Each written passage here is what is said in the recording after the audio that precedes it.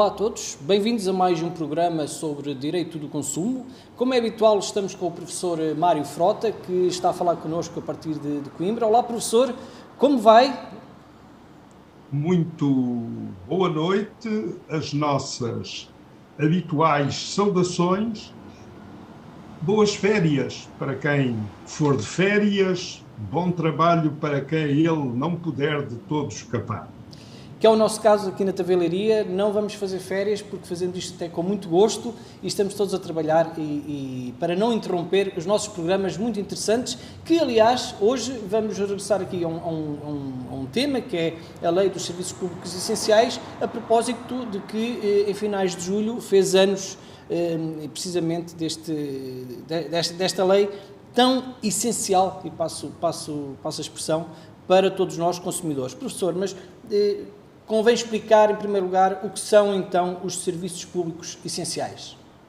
Serviços públicos essenciais, numa formulação simples, são os que proporcionam condições de dignidade à vida corrente de cada um e de todos, ao cotidiano de homens, mulheres, crianças e jovens, indispensáveis às tarefas correntes da vida.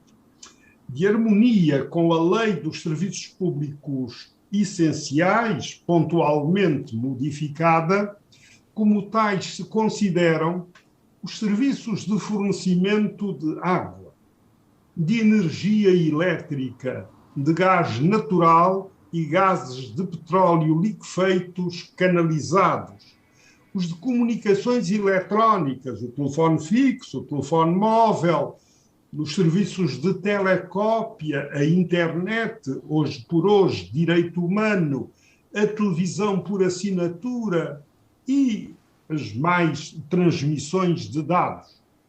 Os serviços postais, os serviços de correios, os serviços de recolha e tratamento de águas residuais, os efluentes, o saneamento, os esgotos, os serviços de gestão de resíduos sólidos urbanos, a recolha dos lixos, o serviço de transporte de passageiros, introduzido, aliás, recentemente. Claro que fora do catálogo há outros serviços de sua natureza essenciais, como se não pode ignorar. Desde logo, os serviços de saúde estão em voga, se acham, pelas insuficiências, ineficiências e deficiências do Serviço Nacional de Saúde.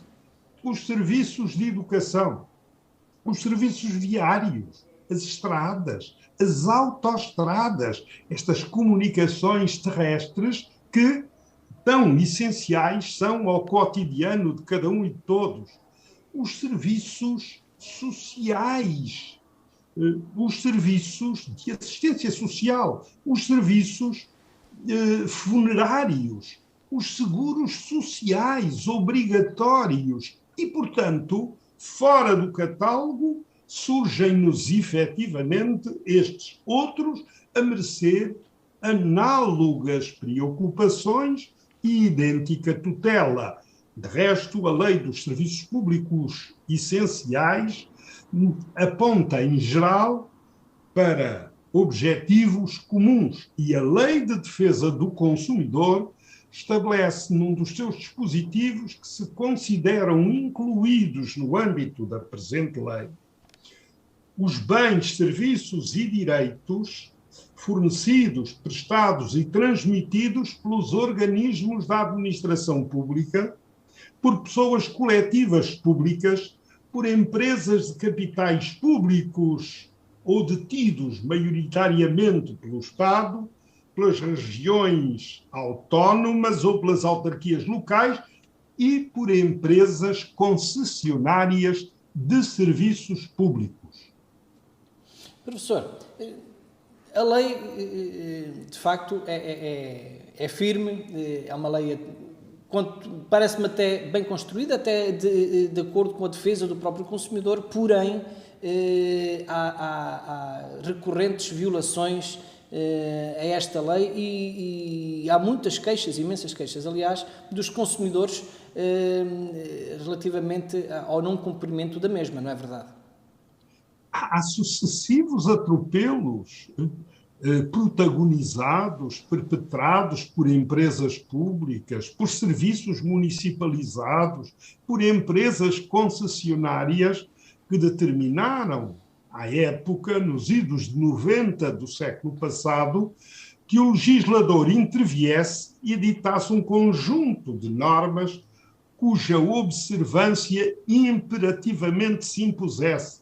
Estávamos em 1996 e o contributo dado pela APDC foi relevante, foi decisivo, através das sucessivas denúncias em programa da manhã, passado pela RTP, pelo Canal 1 da Rádio e Televisão de Portugal. Sim, já lá vão 26 anos.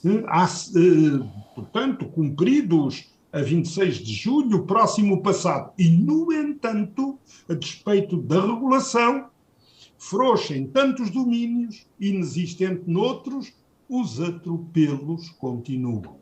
A APDC, a Associação Portuguesa de Direito do Consumo, que neste momento, cujo professor Mário Frota já foi presidente, neste momento é a doutora Susana Almeida.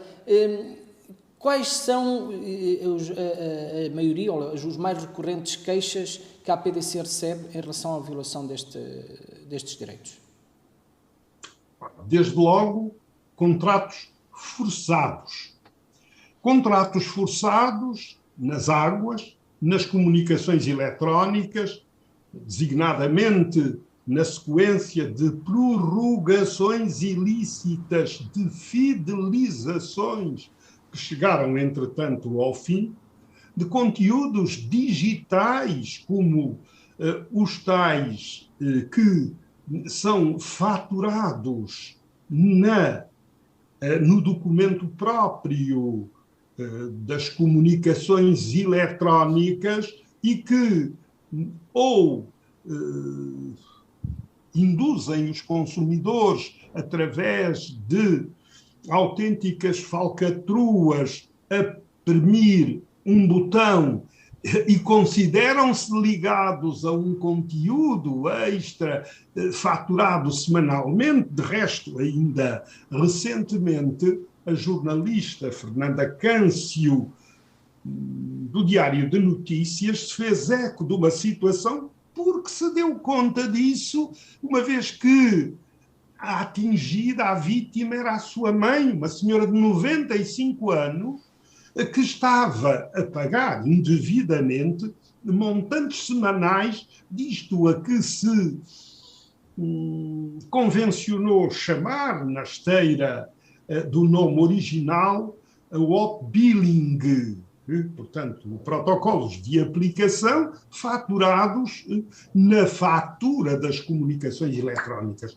mas também contratos forjados de comunicações eletrónicas, de energia elétrica, de fornecimento de gás, contratos celebrados pelo telefone sem a observância dos requisitos legais, contratos falsificados pelos comissionistas, pelos agentes das empresas de serviços públicos essenciais à revelia dos interessados, mas como se fora firmados pelos interessados.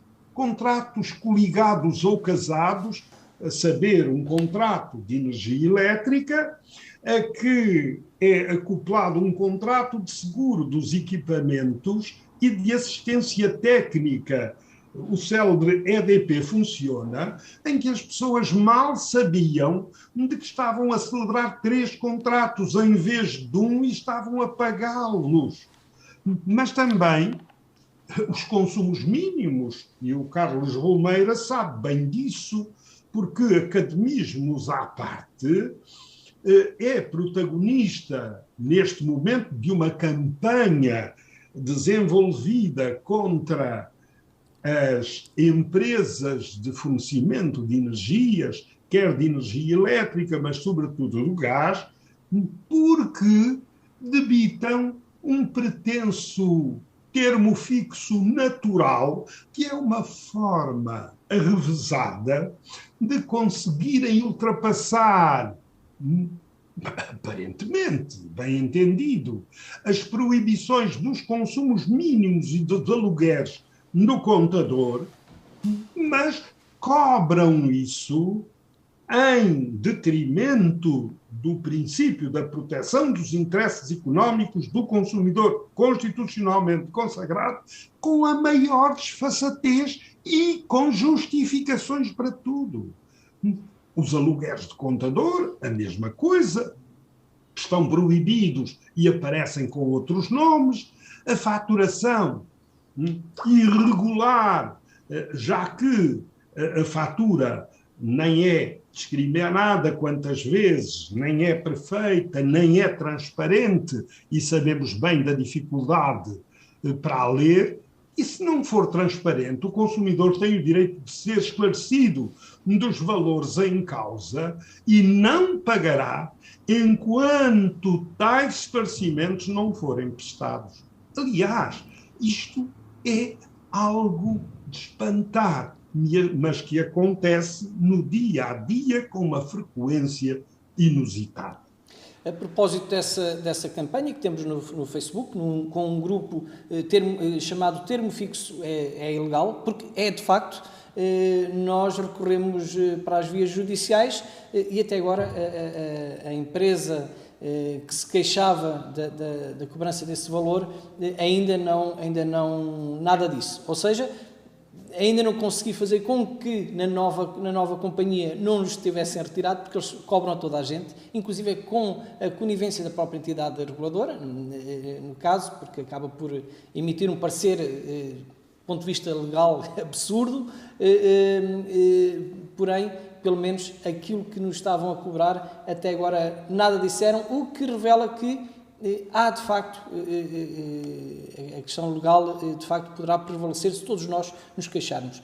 Professor, a propósito das faturas, que atropelos às mesmas é que habitualmente ocorrem? A fatura é algo de uma forma tão complexa que eu próprio vejo muito aflito, às vezes, para entender o que lá está, e às vezes não sei quais é que são os valores que estão cobrados, que não estão cobrados e aonde. Bom, a fatura, por força de lei, é mensal. Mas repare nisto. Há faturas emitidas de 2 em 2 ou de 3 em 3 meses. A fatura não devia, por outro lado, assentar numa qualquer estimativa, porque a estimativa gera quer sobrefaturação, como se o consumidor estivesse a concorrer com os excessos para o investimento da empresa sem quaisquer contrapartidas, ou subfaturação, que provoca situações delicadas na exata medida em que, a quando do encontro de contas, as pessoas são, por via de regra, surpreendidas a haver subfaturação com montantes consideráveis que podem não caber nos seus orçamentos domésticos regulares, uma vez que a surpresa leva a que os desequilíbrios se manifestem. Além disso, nós não nos podemos esquecer que um dos axiomas do princípio da proteção dos interesses económicos do consumidor é o de que o consumidor deve pagar só o que consome e na exata medida do que e em que consome. Mas nada disso se observa. Além disso, a própria lei diz que, se tratar de comunicações eletrónicas, a fatura deve traduzir com o maior pormenor possível os serviços prestados sem prejuízo do direito à privacidade e ao sigilo das comunicações. Quantas vezes nos imputam chamadas que não fizemos, e nós já aqui fizemos a demonstração, de resto, a partir de um dado por mim fornecido, uma vez que me quiseram imputar uma fatura uma chamada fora de pacote de 1,34 € mais IVA, e sem considerar o IVA que o Estado irregularmente receberia, se dissemos na altura cada um dos consumidores visse faturado por equívoco 1,34 € mês ao longo dos 12 meses ano, qualquer consumidor da MEU que tem uma carteira de 5.000 consumidores, de 5.000 clientes, proporcionaria à empresa um lucro ilícito com que se avantajaria da ordem dos 80.400.000 €. São enormidades destas que fazem efetivamente a diferença.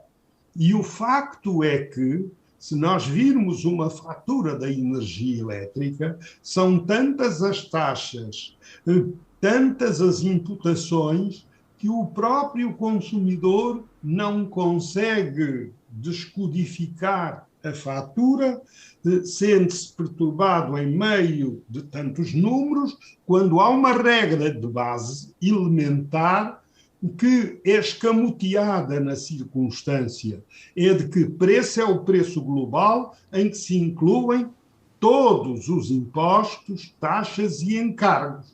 E isto vale por força de um aditamento à Lei de Defesa do Consumidor também para as comunicações eletrónicas, também para a energia elétrica, também para o fornecimento de água. E não se observa, porque os consumidores são efetivamente peões das nicas em Portugal, infelizmente. Professor, e quanto aos valores cobrados por estimativa? Algo que penaliza enormemente os orçamentos das famílias e baralha de todo as contas ao fim do mês. Bom, em relação a isso, já o dissemos, a faturação por estimativa gera, não raro, sobrefaturação. A pessoa paga mais do que consome. Nessa medida, o facto em si viola o princípio da proteção dos interesses económicos do consumidor, consignado no número 1 do artigo 60 da Constituição da República, quer subfaturação, com os tais encontros de contas a meses de distância que podem pôr em crise os equilíbrios dos orçamentos familiares. O que mais repugna nesta circunstância é que nós suscitamos, vezes sem conta, determinadas entidades com legitimidade para instaurar ações por violação da Constituição no próprio Tribunal Constitucional, sem sucesso. Ultimamente, recorremos à Provedora de Justiça. E a Provedora Adjunta, em documento que nos enviou, a doutora Teresa Anjinho, veio dizer-nos, em meio a um arrazoado enorme, que não suscitariam a ação, embora compreendessem a postura da APDC, eu estava ainda na presidência da associação, não suscitaria a ação perante o Tribunal Constitucional, porque, na realidade, atentas às circunstâncias, tinham dados que permitiriam concluir que até 2027 haveria uma inteira cobertura da rede, não só com contadores inteligentes que forneceriam ao minuto os consumos, como com faturas emitidas no tempo e no lugar próprios com toda a exatidão. 2027. Daqui a 5 anos. Até lá,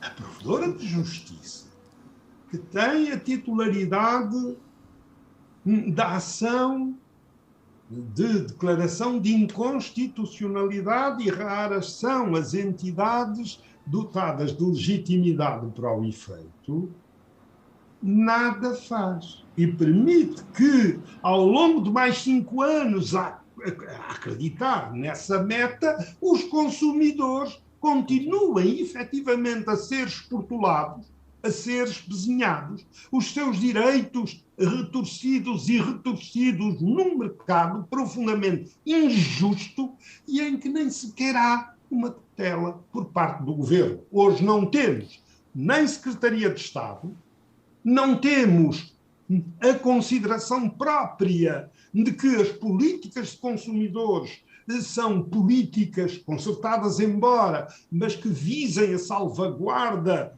dos consumidores em geral e, sobretudo, dos hipossuficientes, daqueles que não têm meios para custear o que quer que seja, e hipervulneráveis, atenta à iliteracia, à sua condição de menor acesso aos patamares de cidadania, e ninguém se preocupa com isto. Por conseguinte, montantes indemnizatórios faturados indevidamente em caso de pretensas fidelizações, inexistentes por haverem chegado a seu termo, por haverem caducado os contratos originais, a transmissão de créditos às tais empresas, cobradores de FRAC ou não, que adotam meios os mais ínvios e criam dificuldades de tomo a quem nem sequer é devedor. Cobrança sistemática de dívidas prescritas, com prescrição tempestivamente invocada e um nunca mais acabar de hipóteses que não cabem num artigo, não cabem efetivamente num espaço com a dimensão deste. Ora, a faturação sem observância da dimensão temporal é outra das circunstâncias em que corroboram inclusivamente, a lei diz, a fatura é mensal. A norma é imperativa. Não pode ser afastada. As entidades reguladoras, nos seus regulamentos, dizem a fatura é mensal, salvo acordo em contrário.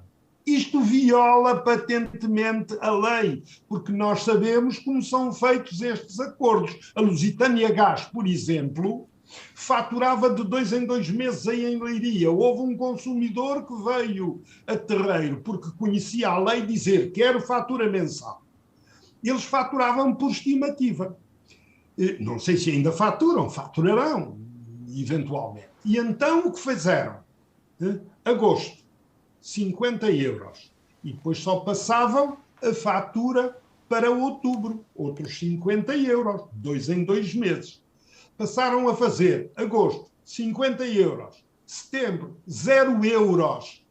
Isto é brincar às normas e, o que é mais, zombar dos próprios consumidores na sua cara. Professor, e então, relativamente aos cortes, à suspensão do serviço, o que é que diz a Lei dos Serviços Públicos Essenciais? Há situações anómalas que resultam da violação das mais elementares regras. Cortes sem o pré-aviso adequado e, quando hipoteticamente ocorra o pré-aviso, sem a observância dos requisitos indispensáveis para o efeito. Suspensão do fornecimento seguida de emissão continuada de faturas com consumos inexistentes, porque o serviço está suspenso. Emissão de faturas com consumos estimados mesmo após a cessação do contrato e a mudança consequente de fornecedor. Se o consumidor não pagar, não poderá haver corte imediato, isto é, com o efeito surpresa. Não pagaste, ficas a todo momento à espera do corte. Quando? Não se sabe. Só poderá verificar-se o corte se houver pré-aviso. Pré-aviso que tem de chegar inequivocamente à esfera do consumidor. Tem de chegar ao seu efetivo conhecimento. Não basta ao fornecedor expedir a carta. Menos ainda dizer que a notificação para o corte aparece todas as semanas, ou, perdão, todos os meses, ou quando entenderem por bem, emitir nas faturas respectivas. O consumidor terá de receber a notificação por carta ou por qualquer outro meio de que haja necessariamente prova. Pré-aviso tem de ser passado a escrito.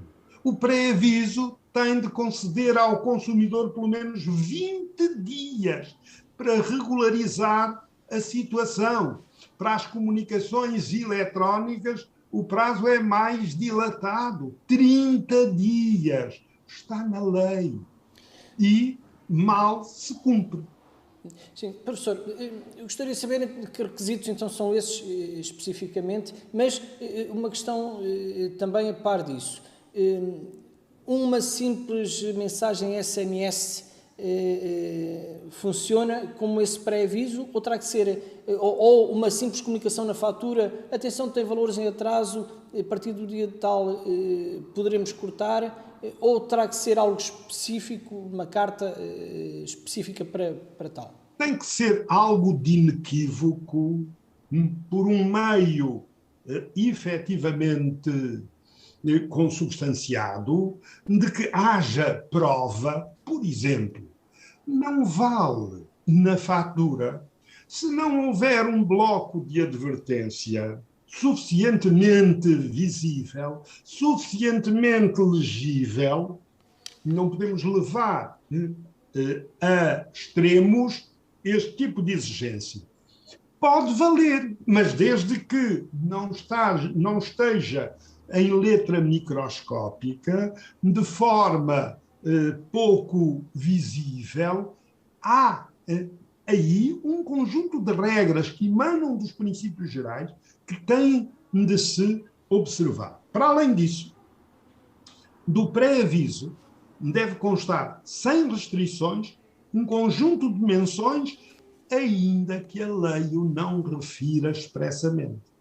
Os montantes em dívida, as faturas a que se reportam tais montantes, a data da emissão das faturas, porque a dívida pode estar já prescrita e a data é o elemento fundamental para se aferir disso. Os valores correspondentes a serviços funcionalmente indissociáveis. Por exemplo, na energia elétrica, em princípio, a taxa de potência. E dizemos em princípio porque a taxa de potência corresponde ao que se nos afigura, e como vimos de dizer, a um pagamento mínimo, quiçá a um consumo mínimo, ou seja, a um consumo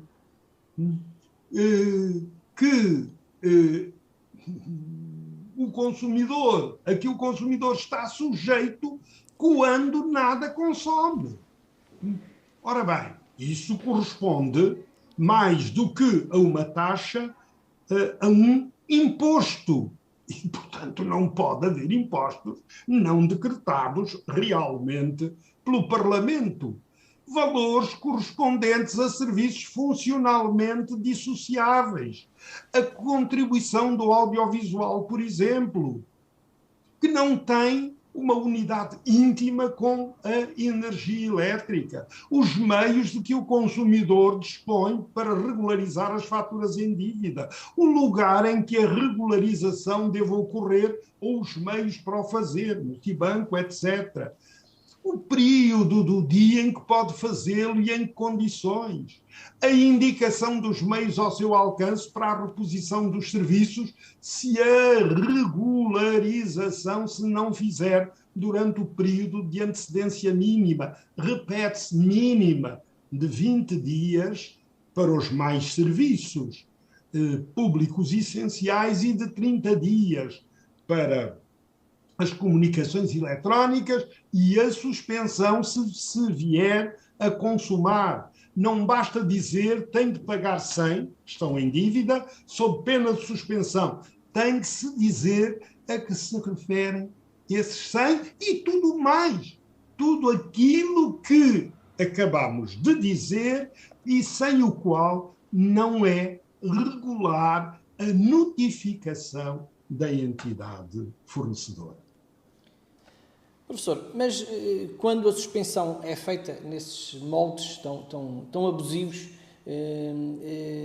há depois lugar a algum tipo de indemnização por parte da entidade? Nós não estamos, por via de regra, por manifesta desinformação, por ausência de informação, nós não estamos habituados a isso. E o facto é que a indemnização pelos prejuízos causados pela suspensão, pelos cortes ilegais, é algo que tem de estar na ordem do dia, é algo que tem de estar sobre a mesa, é algo que não pode desaparecer do horizonte dos consumidores. Nem se esconda que os prejuízos causados por um qualquer corte inoportuno, infundado, ilegal, são suscetíveis de produzir significativos danos e, por isso, de acarretar responsabilidade civil, pagando o fornecedor pelos danos materiais e morais causados ao consumidor e, em tantíssimos casos, às suas famílias. Tudo isto nos termos do número 1 do artigo 12 da Lei de Defesa do Consumidor. Mas, apesar dos atropelos, não há, em rigor, casos de indemnização, porque, como se disse, os consumidores, movidos não se sabe bem por que sentimentos, cortam-se a exercer os seus direitos. Ou, talvez, as instâncias de julgamento se mostrem menos sensíveis a pedidos, sobretudo, das indemnizações pelos danos morais, porque há uma ideia que vem dos Estados Unidos de que em determinada altura, em situações destas, se instalou por lá, e o Brasil repete-o em certos termos, a chamada indústria dos danos morais. Nada disso.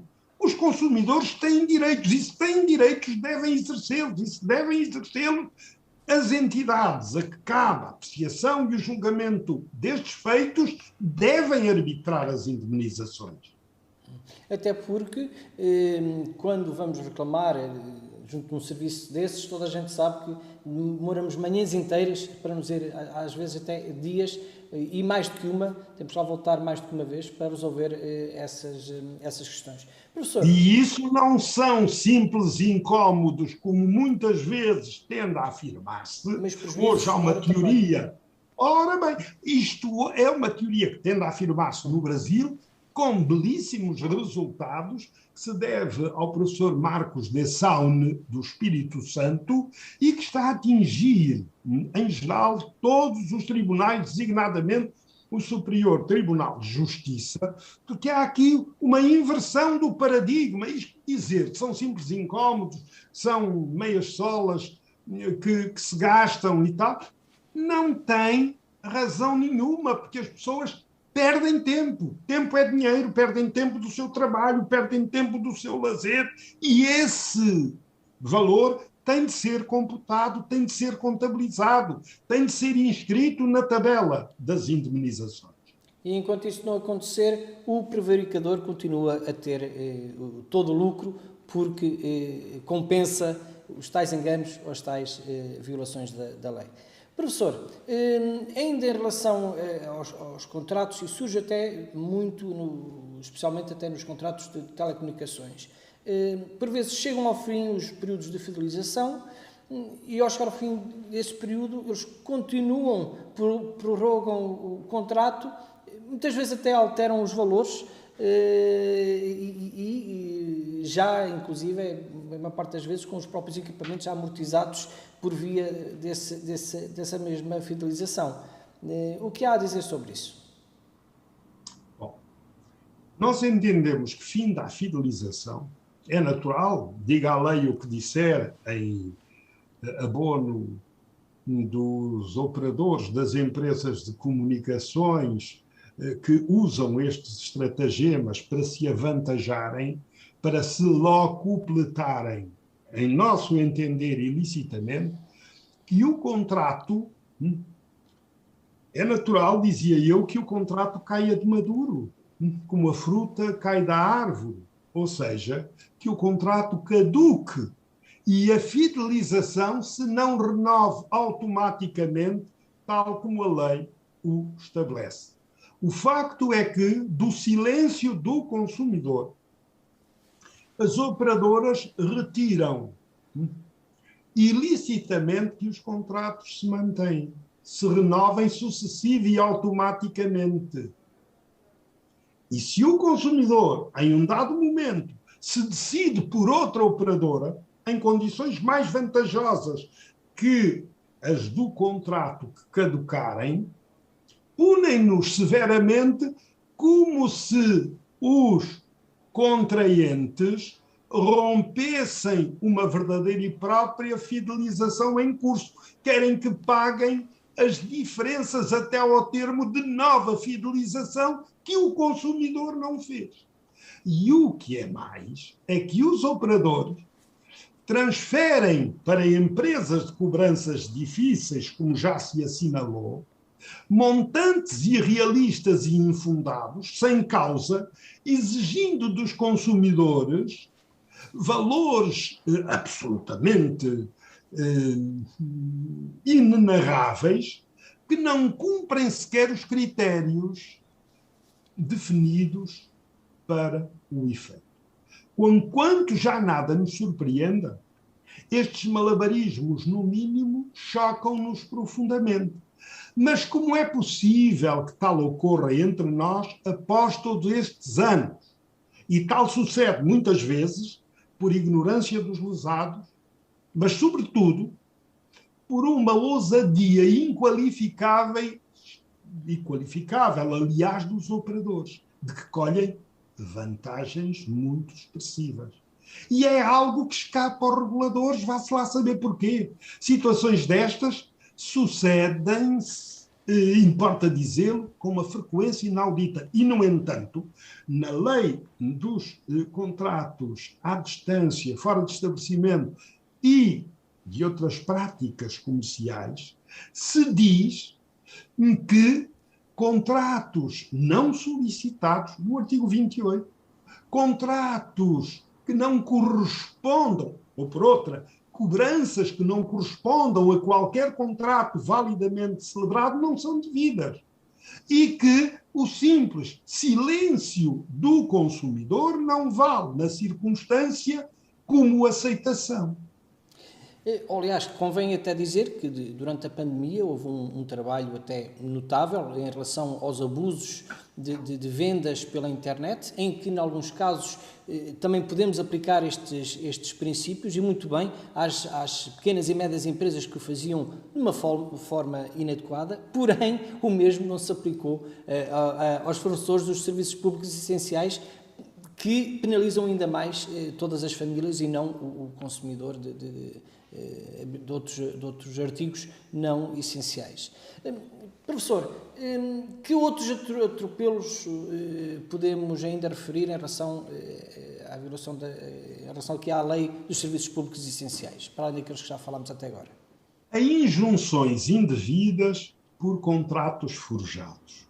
Ou seja, através da injunção, que é um meio expedito de se exigir o cumprimento de uma obrigação, contratos que jamais foram assinados eram levados ao balcão nacional de injunções, aos tribunais, de modo grosseiro, para que as pessoas pagassem valores que não eram devidos. Estou a lembrar-me de inúmeros casos, designadamente um da mãe de um funcionário da Câmara Municipal de Borba. A senhora morava num lugar determinado, o contrato foi dado como celebrado num local que ficava aí a 40 ou 50 quilómetros daquele lugarejo, e mal se deu conta, tinha uma injunção para pagar cerca de 1000 escudos por incumprimento de um contrato que não havia celebrado, e aparecia lá uma assinatura qualquer. Ora bem, estas situações, que são autênticos casos de polícia, acontecem e é preciso estar atento, porque há muita gente que diz: eu não celebrei nada. Aparece-me isto, uma notificação do Banco Nacional de Injunções, ou do Serviço Nacional de Injunções, uma notificação, uma citação de um tribunal. Mas que é isso? Eu não fiz nada, não quero saber. E às 2 por 3, as pessoas, designadamente através de um expediente que era o procedimento extrajudicial pré-executivo, PEPEX, viam as suas contas bancárias atingidas sem saberem ler nem escrever. E isto, neste arrazoado de situações absolutamente ilegais, autênticos casos de polícia em que as pessoas se vinham envolvidas e muitas vezes sem se saberem mexer. É preciso denunciar todas estas situações, porque o mercado, a partir de determinada altura, começou a enxamear-se mesmo de gente que, ostentando a insígnia de empresas aparentemente credíveis, faziam o mal e a caramunha. E é preciso denunciar todas estas fraudes, todos estes logros, para que isto não fique impune. Professor, e o que dizer também das empresas as empresas do FRAC, que para mim é o nome mais simpático que lhes podemos colocar. Eu gostaria de fazer uma questão desta forma. Essas ditas empresas a quem as entidades depois colocam nas mãos, e já as referimos aqui, algumas as dívidas, e elas fazem perseguições ferozes aos consumidores, isso não estará um pouco à margem da lei? Não estará até quase a roçar uma certa... Porque se eu for dono de uma empresa e houver alguém com uma dívida, ainda que me seja legítimo exigir o meu pagamento, eu não posso andar a perseguir a pessoa de uma forma, às vezes, até cruel. Ora bem, normalmente nestas situações pode estar implicada uma prática agressiva prevista na Lei das Práticas Comerciais Desleais de 26 de março de 2008. E prática agressiva porque nela se usa quer o assédio, quer a coação, quer a influência indevida.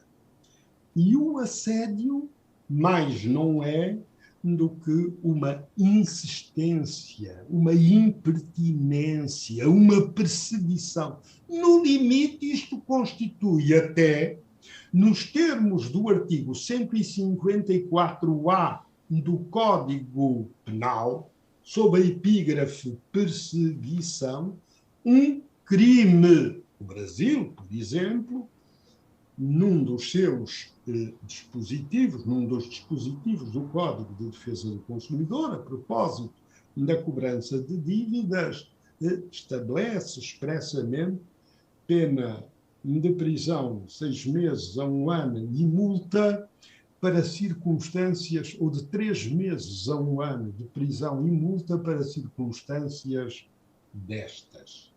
Nós temos, por um lado, uma contraordenação grave, segundo a nomenclatura que vem do regime jurídico das contraordenações económicas de 29 de janeiro de 2021, que entrou em vigor em julho de 2021.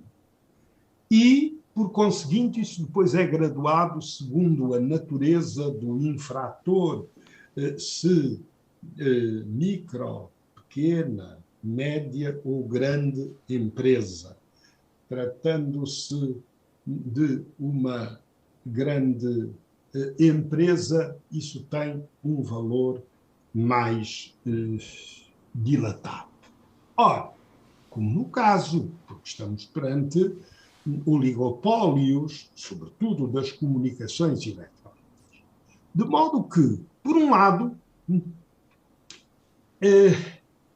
nós temos que considerar que, relativamente a faturas prescritas que tenham sido tempestivamente invocadas e de que não possa haver já cobrança judicial, que toda esta insistência está absolutamente desmarcada. E porquê? Porque é nosso entendimento que a prescrição, dizia um escritório de advogados da boa hora, para cobrar a todo o trance esses montantes, designadamente a quem nem sequer tinha subscrito um contrato com a empresa cliente desse escritório, que é um instituto jurídico que pode, uma vez invocado, inviabilizar a cobrança judicial do valor, não extinguindo a obrigação natural de pagamento. As pessoas não sabem o que é uma obrigação natural. As pessoas não fazem ideia nenhuma e deixam-se quantas vezes atemorizar por circunstâncias dessas, designadamente quando se estabelece um prazo imperativamente e dizer que, se não pagar, recorrerão a outras vias. É que não podem recorrer a outras vias. E as pessoas embarcam nisto. Por alguma razão, para penalizar as empresas que não cumprem as prescrições da lei, que não obedecem ou não observam aquele prazo para a cobrança, os 6 meses, que não propõem a ação nesses 6 meses. Porque, para além da prescrição, há aqui a chamada caducidade do direito da ação. A ação tem de ser proposta também nos 6 meses. E ainda que o consumidor não tenha, como é da regra, invocado a prescrição a seu favor extrajudicialmente ou mesmo judicialmente, por ação ou injunção, o consumidor beneficia de quê? Isto às vezes é complicado de explicar e pior ainda de entender.